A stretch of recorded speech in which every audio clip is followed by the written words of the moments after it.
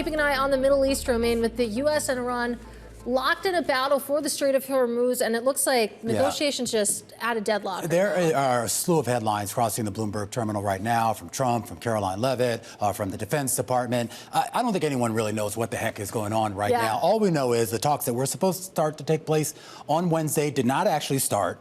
The ceasefire, at least as we know it, I don't know. We don't know how much longer that's going to last. And Iran just still seems to be like, I don't know, hanging out in the corner saying, we'll get around to it when we get around to it. That's right. Yeah, we know that Vice President J.D. Vance is not in Islamabad right now. Okay. So maybe he will be going in the days to come. But you're right. There's a lot of questions here. You know, Iran might argue that the ceasefire has already been violated, but certainly a lot to sort of try to sort through here. So let's try to do that with Michael Ratney. He is senior advisor over at the Center for Strategic and International Studies and former U.S. ambassador to Saudi Arabia. Fantastic to have you with us. I want to go to this line in your notes because I think it's really interesting that you think about the Iranian government. It's kind of clear when it comes to their military forces that they have control there, they're in command. But then you think about how they're approaching their political decisions. And in your view, it's not exactly clear who is necessarily in charge and making the calls. Yeah, that's right. I mean, obviously, a lot of their most senior level leaders were killed. There are a few left, including the former Speaker of the Parliament, who was the one representing Iran at the last round of negotiations in Islamabad. It's not clear how much weight he has. Clearly, I think the preponderance of influence is with the Revolutionary Guard Corps, which really was sort of the state within the state for many, many years inside of Iran. But none of that's clear, and that makes it extraordinarily difficult to figure out what their motivations are, what their impulses might be, and where a deal might lie. And I mean, what do you think a deal might even look like right now? I mean, to your point, it's not clear who's negotiating from Iran's side. And you think about the U.S. side of things. President Trump has said he won't be rushed into a bad deal necessarily. And again, it's not clear when the next round of talks will take place. So, I mean, what is the next step, whether it's, one big deal or, what the incremental next step would look like?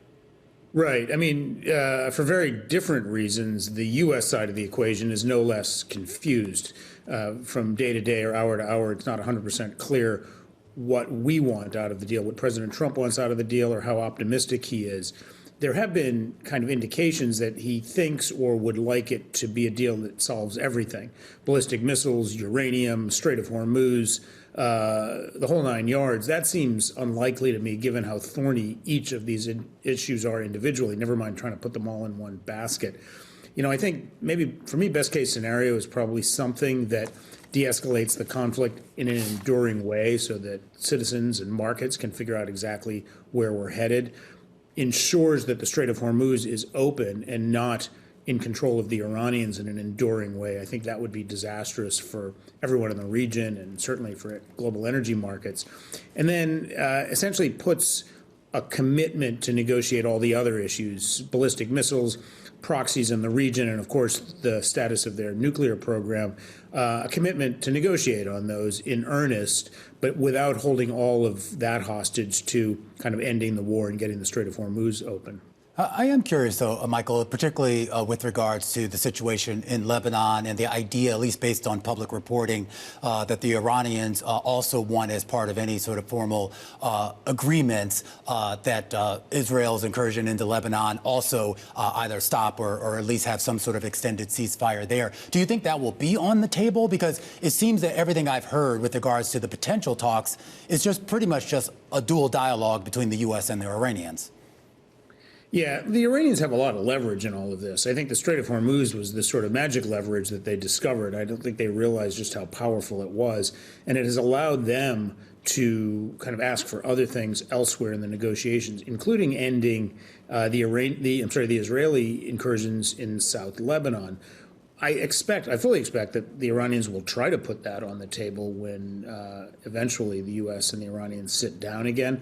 How far they'll get, I don't know. It's the sort of thing that, from the Iranian perspective, it doesn't hurt to try to lard up these negotiations with every possible issue and grievance that they might have. I expect the U.S. side is going to be trying to make it a bit more narrowly focused on the things that we care about, particularly the Strait of Hormuz.